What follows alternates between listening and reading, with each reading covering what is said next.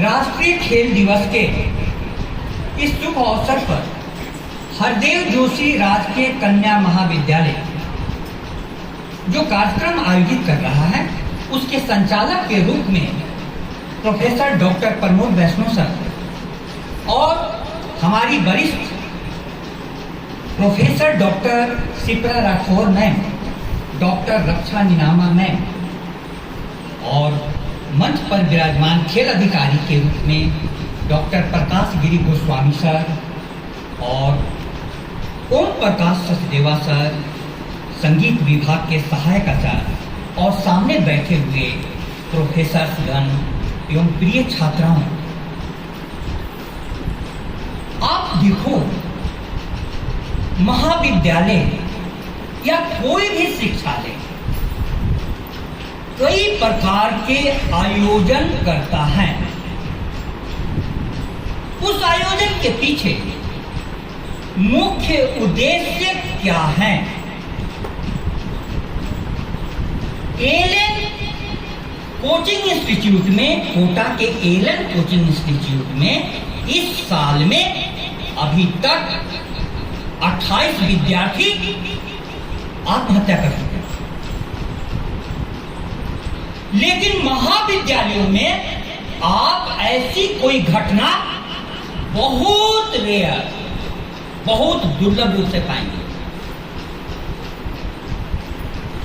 जानते हैं कारण क्या है? अभी बहुत बड़ा सवाल शिक्षा जगत में उठ रहा है कि कोचिंग को बढ़ावा देकर शिक्षा को तनावपूर्ण बना दिया गया। हमारी संस्कृति कहती है ज्ञानम अनंतम आनंदम। आप सभी जोर से बोले, ज्ञानम अनंतम आनंदम। यदि ज्ञान अनंत आनंद है तो बच्चे तनाव में क्यों हैं? बच्चे तनाव में क्यों हैं? क्योंकि कोचिंग इंस्टीट्यूट उनको पढ़ाने के अलावा अन्य किसी भी प्रकार की सुविधाएं नहीं देते हैं। अन्य किसी भी प्रकार की सुविधाएं नहीं देते हैं। और महाविद्यालय, शिक्षालय आपके व्यक्तित्व में कोई भी महत्वपूर्ण प्रतिभा के बीज छुपे हुए हैं तो हम लोग उस बीज को वृक्ष बनाने के लिए पूर्ण अवसर प्रदान करते हैं।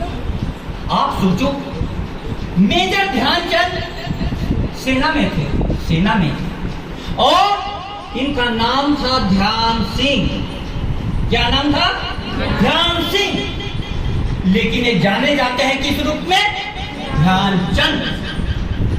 इनके पास जो हॉकी की प्रतिभा थी, ऐसी प्रतिभा थी कि इन्होंने भारत को 3 बार स्वर्ण पदक दिलाया।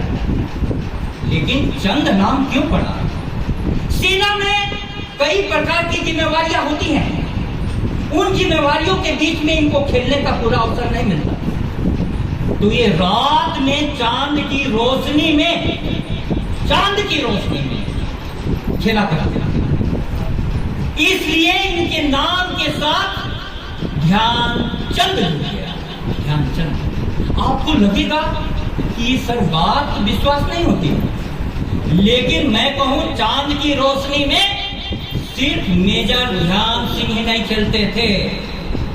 मैं भी खेल की दुनिया में 10 साल इस जीवन को कुर्बान किया। हम लोग भी रात में दिन भर खेलने के बाद आकर प्रैक्टिस किया करते थे। उसको कहते हैं शैडो प्रैक्टिस। क्या कहते हैं? Shadow practice.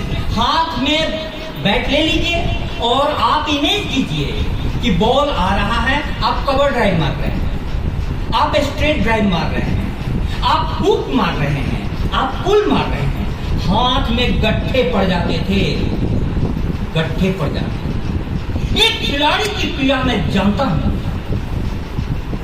कितनी मेहनत वो लोग फील्ड में, कितना पसीना बहाते। लेकिन यह भी मुझे मालूम है कि खिलाड़ी को इस देश में मिलता क्या है।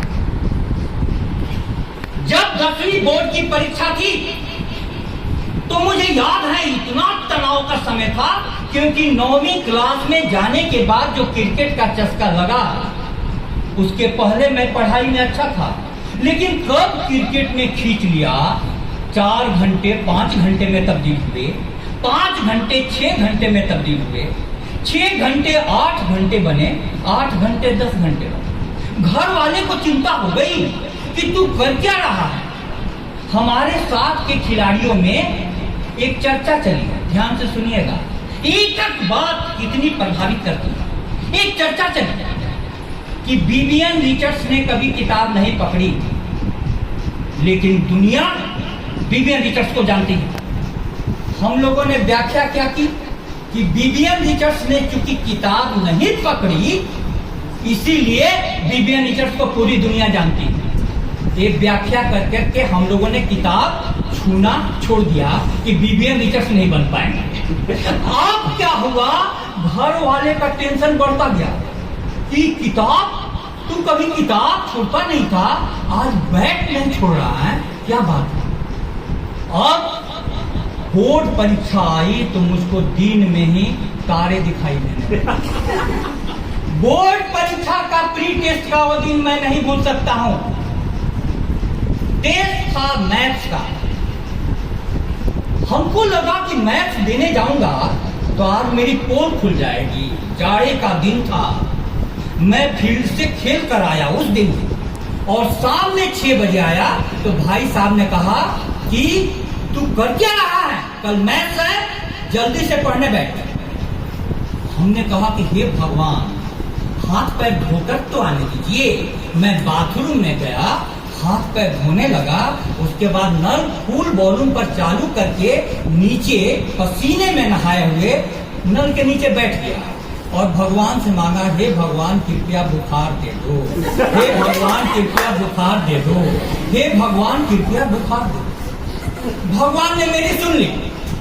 बाहर निकला तो भाई साहब ने कहा कि जल्दी किताब पकड़, बैठ। मैंने माँ की तरफ देखा कि देखो तो बुखार है हमको। माँ तो छाती पीटने लगी कि इतना लड़के का शरीर गर्म है और आप पढ़ने के लिए कह रहे हैं। उन दोनों में लड़ाई होने लगी। भाई साहब ने बोला कि मैं इसको जानता हूं, घोड़े की तरह फील्ड में दौड़कर आया है, पढ़ाई के नाम पर इसको बुखार आ रहा है। अब क्या हुआ, रात तो कैसे बीती होगी आप जानिए। सुबह में मैं भगवान से कहते रहा कि भगवान इसकी डिग्री बढ़ाइए, इसकी डिग्री बढ़ाइए। 100 से 101 हुआ, 102 हुआ, 103 हुआ, और भगवान कितना सुनते। भगवान ने भी कहा कि बस अब इससे ज्यादा डिग्री बढ़ाऊंगा तो मैं खतरे में पड़ जाऊंगा। अब भाई साहब ने कहा, मैं माँ कह रही है कि ऐसे में बच्चा मेरा परीक्षा देने कैसे जाएगा। भाई साहब ने कहा कि इस बच्चे को मैं जानता हूँ, इस बच्चे को मैं जानता हूँ। वो साथ में रिक्शा पर बैठ गए और मुझको परीक्षा रूम में पहुंचा दिया। अब परीक्षा रूम में सबसे आगे की सीट मेरी थी और आगे दीवार दिखाई दे रहा था। अगल बगल कोई बताने वाला साथी रहता तो वो भी कुछ गनीमत थी, पीछे कोई नहीं। हमने कहा तुम मारे गए, और उन्होंने एग्जामिनर को कह दिया कि इसका ध्यान रखिएगा, इसको बुखार है। एग्जामिनर पास में कुर्सी लेकर के बैठिए। हे भगवान, उस समय हम पर क्या बीती। हमको लगा कि जीवन का सत्य क्या है, क्रिकेट है या पढ़ाई है। अब लगा कि अच्छे कॉलेज में एडमिशन तभी होता है जब आप बोर्ड की परीक्षा में अच्छे नंबर लाए। हमने कहा कि नंबर तो अच्छा आएगा नहीं। उसी समय परमात्मा ने कृपा किया, बिहार की टीम में मेरा सिलेक्शन हो गया और बिहार से मैं चंडीगढ़ खेलने गया। लेकिन बिहार के सर्टिफिकेट के बदौलत पटना यूनिवर्सिटी में एडमिशन तो हो गया, एडमिशन हो गया। वहां पर 90% से नीचे का एडमिशन ही नहीं होता है। मेरे 70%। मैं तो भगवान से मांगता था कि हे भगवान, सिर्फ 3rd डिवीजन से भी पास कर दोगे ना तो मैं एडमिशन ले लूंगा। पता ही नहीं था। लेकिन मैं आपको कहना क्या चाहता हूं, सीट महज पटना विश्वविद्यालय में, पटना कॉलेज में 2 थे। आप देखो, नौकरी लगती है तो कितने स्पोर्ट्समैन को? 1, 2। मोहम्मद अजहरुद्दीन लगातार 3 शतक बनाने के बाद पूरा वर्ल्ड रिकॉर्ड तोड़ा था, तब जाकर के उसको SBI में क्लर्क से प्रमोशन हुआ। आज देश में शिक्षा की हालत इतनी खराब है, हमारे शिक्षकों को पढ़ाने का वातावरण नहीं है। खेल की तो बात छोड़ो। आज मैं राष्ट्रपति का संदेश पढ़ रहा था, पहले पेज पर आया, इस देश में बेटियां कैसे बचे। राष्ट्रपति महोदया को मैं इस मंच से कहना चाहता हूं, और बहुत विश्वास के साथ कहना चाहता हूं, कि आप सिर्फ सम्यक शिक्षा की व्यवस्था कर दीजिए और खेल की गुणवत्ता सुधार दीजिए, ये हालात पूरे बदल जाएंगे। शिक्षा पर भारत सरकार 100 में से 3 रुपए खर्चा करती है। सोचो क्या होगा। और खेल पर तो और भी 3% भी टोटल GDP का शिक्षा पर नहीं खर्चा करता। मैं कहना चाहता हूं प्रिय विद्यार्थियों, हम लोग हालात समझें। फसलें न उगेंगी, न कभी प्यास बुझेगी, ये ओस की बूंदे हैं, ये बरसात नहीं है। कहते हैं कोई शहर में अब भी है वफादार, हालांकि मेरी उससे मुलाकात नहीं है, मुलाकात नहीं है, मुलाकात नहीं। फसलें न उगेगी, न कभी प्यास बुझेगी। जो खर्चा किया जा रहा है शिक्षा पर और खेल पर, उससे न फसल उग सकती है, न प्यास बुझ सकती है। क्यों?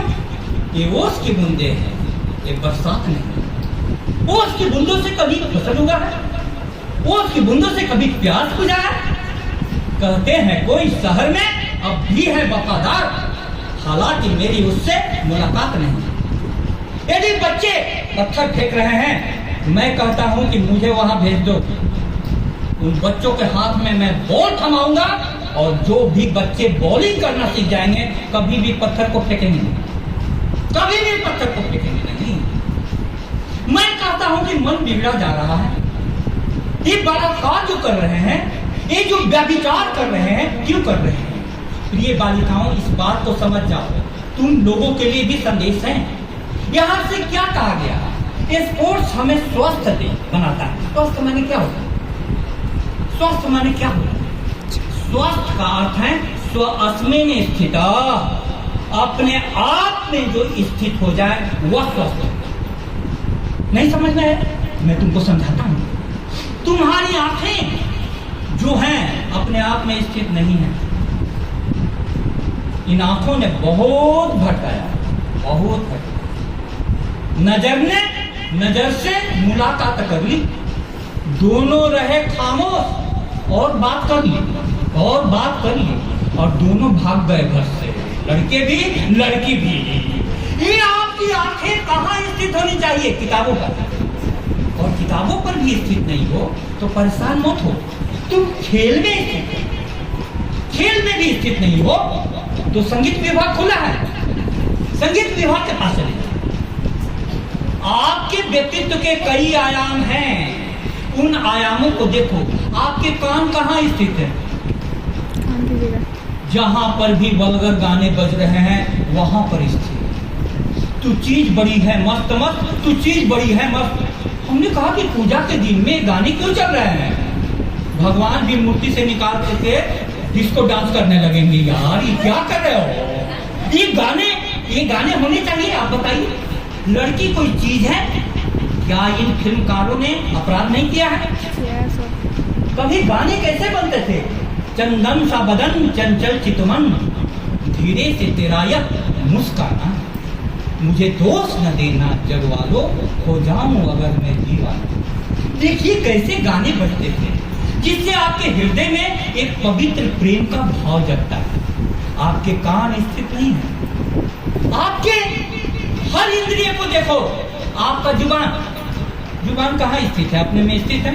पढ़ाई में जुबान बोलता है, चैप्टर को नहीं बोलता। जुबान स्थित है बात करने की।